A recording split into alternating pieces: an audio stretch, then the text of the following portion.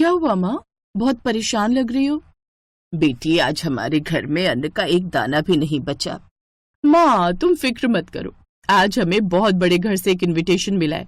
हमारे स्कूल में एक लड़की पढ़ती है, उसके पापा के इस शहर में बहुत सारे होटल हैं। उसने आज हम सभी कॉलेज के स्टूडेंट्स को इनवाइट किया है माता पिता के साथ। आपको भी मेरे साथ चलना होगा। ठीक है बेटी, तो जल्दी से तैयार हो जाओ, शाम को ही हमें निकलना है। दोनों फटे पुराने गरीबों वाले कपड़े पहनकर उस अमीर लड़की रागिनी के घर के बाहर पहुंचे। बंगला देखकर उसकी माँ की आंखें खुली की खुली रह गई। वो बिल्कुल व्हाइट हाउस जैसा लग रहा था। क्या हुआ माँ? ऐसा बंगला मैंने आज तक नहीं देखा ममता। खैर, जैसे दोनों माँ बेटी उस बंगले के अंदर गए तो देखा चारों तरफ एक से एक अमीर इंसान था। सबने महंगे महंगे कपड़े पहन रखे थे। तभी रागिनी उनके पास आई। दोस्तों, ये देखो, हमारे कॉलेज की सबसे होनहार लड़की। जोरदार तालियों से इनका स्वागत करो। सभी लोग उन दोनों को अजीब नजरों से देखने लगे, लेकिन रागिनी के कहने पर सब जोर जोर से तालियां बजाने लगे। बेटी, तुम्हारी सहेली इतनी अमीर होने के बावजूद कितनी संस्कारी है। हम गरीबों की भी कितनी इज्जत कर रही है। खैर, थोड़ी देर बाद खाना शुरू हुआ। सभी लोग खाने की लग्जरी टेबल्स पर बैठ गए और वेटर उन्हें खाना सर्व करने लगे। ममता भी अपनी माँ को लेकर एक टेबल पर बैठ गई। तभी रागिनी और उसकी माँ उसके पास आई। रागिनी, इन्हें यहाँ बैठने को किसने कहा? इन्हें अपनी जगह दिखाओ। अब हाँ माँ, आप फिक्र मत करो, मैं देखती हूँ। ममता, आंटी, आप लोग यहाँ कहाँ बैठ गए अमीर लोगों के बीच? आप लोग यहाँ नीचे जमीन पर बैठ जाइए, आप लोगों की जगह यही है। ये तो किस तरह बात कर रही है? ममता, तुम बहुत मासूम हो। तुम्हें क्या लगा था वो तालियां तुम्हारे सम्मान में मैंने बजवाई थी? तालियां तो मैंने इसलिए बजवाई थी ताकि तुम लोगों को अपनी औकात का पता चल सके। इन अमीर लोगों को भी तो पता चले कि कोई गरीब आया है इस पार्टी में। तुम लोगों के लिए मैं इतनी महंगी महंगी प्लेटें बर्बाद नहीं कर सकती। मेरा बंगला करोड़ों का है, यहाँ की फर्श भी बहुत कीमती है। रागिनी की बातें सुनकर ममता को बहुत गुस्सा आया। उसने अपनी माँ का हाथ पकड़ा और उठ खड़ी हुई। तुझे अपने करोड़ों के बंगले पर बहुत घमंड है ना? मैं इन सब के सामने तुझसे वादा करती हूँ कि ये बंगला एक दिन मैं खरीद लूंगी। दोस्तों, मम्मी डैडी देख रहे हो ये भिखारन क्या कह रही है? कपड़े खरीदने की औकात नहीं है और बोलती है ये बंगला खरीदेगी। चलो माँ, बहुत हो गई बेइज्जती। ममता अपनी माँ को लेकर घर वापस आ गई। बेटी, बाकी सब तो ठीक था, लेकिन तुझे इतनी बड़ी बात इतने सारे लोगों के सामने नहीं कहनी थी। हम तो साल का 50,000 भी नहीं कमा पाते।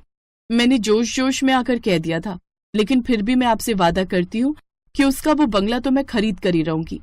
अगले दिन ही ममता अपनी सारी डिग्री लेकर किसी कंपनी में इंटरव्यू देने चली गई। मैनेजर ने उसकी डिग्री देखी, फिर ममता को ऊपर से नीचे देखा और कहा, देखिए, आपकी डिग्री तो ठीक है, लेकिन आपकी ड्रेस हमारी कंपनी की पॉलिसी के खिलाफ है। इंसान के कपड़े देखकर उसकी मानसिकता का भी पता लगता है। गरीबी मानसिकता हमारी कंपनी के लिए खतरनाक है। लेकिन ममता ने फिर भी हार नहीं मानी। वो लगातार कई दिनों तक अलग अलग कंपनियों में इंटरव्यू देती रही, लेकिन उसे कहीं पर भी नौकरी नहीं मिली। जब काफी दिनों तक उसे कोई काम नहीं मिला तो वो अचानक किसी रेस्टोरेंट में पहुंच गई। उसका मालिक बहुत बुजुर्ग था। बेटी, मेरे यहाँ सारा स्टाफ फुल है, मैं तुम्हें बर्तन धोने का काम दे सकता हूँ। ठीक है बाबा, मैं ये काम करने को भी तैयार हूँ। तो अब ममता उस होटल में बर्तन धोने का काम करने लगी। फिर एक रोज उसके मालिक ने कहा, बेटी, आज हमारे सारे हलवाई गांव गए हुए हैं, क्या तुम्हें खाना बनाना आता है? हाँ बाबा, मैं बहुत अच्छा खाना बना लेती हूँ, आपने कभी मुझे मौका ही नहीं दिया। देखो, मेरा भरोसा मत तोड़ना, क्योंकि आज हमारे होटल में इस शहर के बहुत बड़े आदमी आने वाले हैं। इस शहर में उनके सैकड़ों होटल हैं। खैर, ममता खुशी खुशी खाना बनाने लगी। थोड़ी देर में उनके होटल में उसकी सहेली रागिनी अपने माँ बाप के साथ आई। इसका मतलब बाबा रागिनी के पापा की बात कर रहे थे। रागिनी अपने माँ बाप के साथ एक टेबल पर बैठ गई, लेकिन उसने ममता को बर्तन धोते हुए और खाना बनाते हुए देख लिया था। थोड़ी देर बाद ममता उन सबको खाना सर्व करने लगी। तू तो मेरा बंगला खरीदने वाली थी ना, और यहाँ पर बर्तन धो रही है, खाना बना रही है और हमारे लिए खाना सर्व कर रही है। बेटी, इन गरीबों के मुंह नहीं लगते, चुपचाप खाना खाओ। बेचारी ममता उस वक्त कुछ नहीं बोल पाई। अब वो दिन रात मेहनत करती जा रही थी। अब वो उस होटल में खाना भी बनाती थी, बर्तन भी धोती थी, इसलिए वो अच्छा खासा कमाने भी लगी थी। फिर एक रात उसकी माँ ने कहा, बेटी, अब हमें खाने पीने की कोई समस्या नहीं है, लेकिन तूने जो इतनी बड़ी बात बोली थी ना कि उसका बंगला खरीद लेगी, ये तो कहीं से भी संभव नहीं लगता। लोग तुझे हारा हुआ ही समझेंगे। माँ, न वो बंगला कहीं भागा जा रहा है और ना ही मैं। मुझे ऊपर वाले पर पूरा भरोसा है, एक ना एक दिन वो बंगला मैं खरीद कर रहूंगी। तो ऐसे ही दिन बीत रहे थे। फिर एक रोज ममता के होटल में एक बहुत बड़े मंत्री जी आए। बाबा, कल मेरे बंगले पर बहुत बड़ी पार्टी है। खाना तो ओबरॉय होटल की तरफ से आ रहा है, मुझे कुछ वेटर चाहिए। ममता बेटी, आज शाम को तुझे मंत्री जी के यहाँ जाना है। पूरे वेटर स्टाफ को लेती जाना, बहुत अच्छा पैसा मिलेगा। ठीक है बाबा, मंत्री जी आप फिक्र मत कीजिए, आपको शिकायत का कोई मौका नहीं मिलेगा। खैर, मंत्री जी वहां से चले गए। रात में ममता अपने सभी वेटर्स को लेकर मंत्री जी की पार्टी में पहुंची। वहां पर रागिनी के पापा के होटल का खाना लगा हुआ था।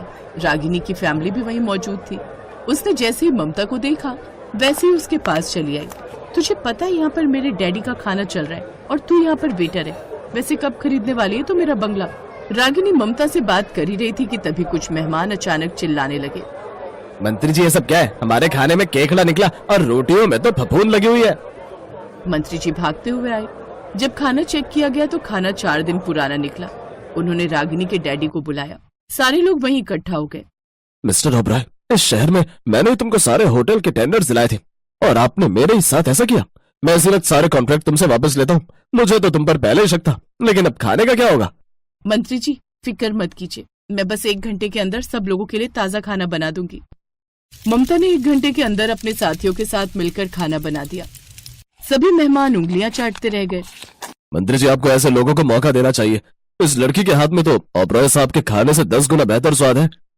ममता बेटी, आज से इस शहर के होटल के सारे टेंडर मैं तुम्हें देता हूँ। मैं 10 करोड़ इन्वेस्ट भी करूंगा। तो इस तरह ममता कुछ ही महीनों में करोड़पति बन गई। उधर रागिनी का परिवार सड़क पर आ गया। उसके बंगले की बोली लगी और सबसे बड़ी बोली ममता ने लगाई। रागिनी ने खुद अपने हाथों से ममता को चाबी दी। मैंने कहा था ना रागिनी कि मैं ये बंगला तुझसे खरीद कर ही रहूंगी। आज के बाद किसी को भी छोटा समझने की कोशिश मत करना। और वैसे अंकल, मुझे छोटे लोगों से बात नहीं करनी चाहिए ना, इसलिए मैं अब आपकी बेटी से कभी बात नहीं करूंगी। चलती हूँ, गुड बाय। उस दिन के बाद ममता अपनी माँ के साथ उसी करोड़ों के बंगले में खुशी खुशी रहने लगी।